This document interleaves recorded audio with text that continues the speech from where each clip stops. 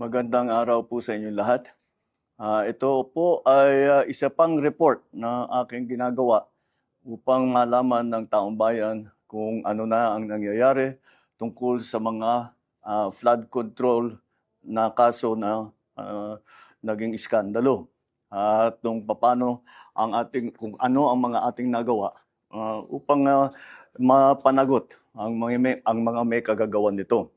Kaya nais kong i-report na ang ombudsman formal nang naghain ng kaso laban kina Saldico at iba pang 17 individual batay sa mga ebidensyang iniakyat ng ICI at saka ng DPWH. Hindi po ito haka-haka, hindi po ito kwento. Ito po ay tunay na ebidensya. At ito po, para hindi ko na babasahin, pero makikita naman ninyo sa phone ninyo, ito yung listahan ng may arrest warrant na. At ang susunod na hakbang, ay wala nang paligoy-ligoy pa, ang ating mga otoridad ay siyempre papatupad na nila itong mga arrest warrant na ito.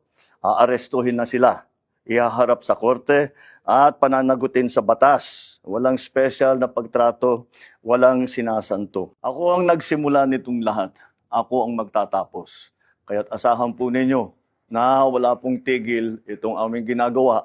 At kahit na parang napakatagal ang dumaan na panahon, ako'y nagpapasalamat sa pasensya ng ating mga kababayan.